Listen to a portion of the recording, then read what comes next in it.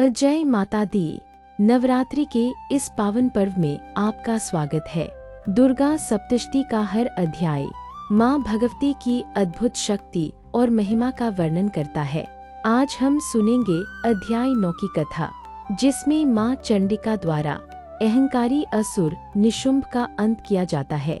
यह कथा केवल युद्ध की नहीं, बल्कि अहंकार के विनाश और धर्म की विजय की कहानी है। राजा सूरत विनम्र भाव से ऋषि से कहते हैं, हे महात्मन, आपने माँ द्वारा रक्तबीज जैसे भयानक असुर का वध बताया। अब कृपया आगे की कथा भी सुनाइए। ऋषि मुस्कुराते हुए कहते हैं, राजन, ध्यान पूर्वक सुनो। अब कथा और भी अद्भुत होने वाली है।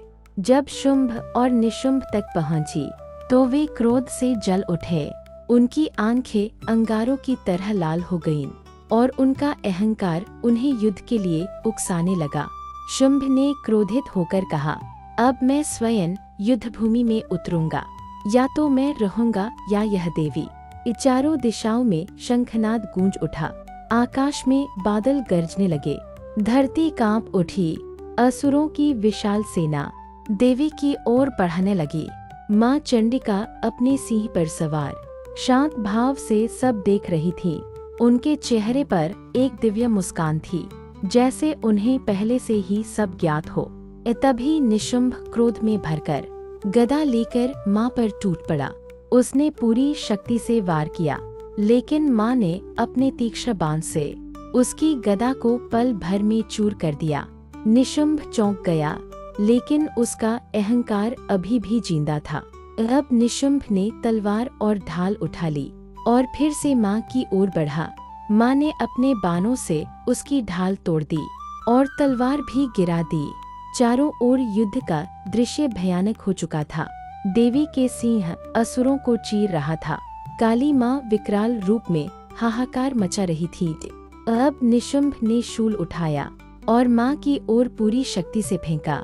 माँ चंडिका ने भी अपना शूल उठाया और सीधे उसके हृदय में भेद दिया।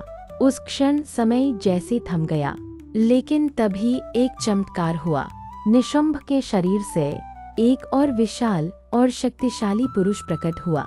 वह गर्व से बोला, मैं अभी जीवित हूँ। यह उसके अहंकार का अंतिम रूप था।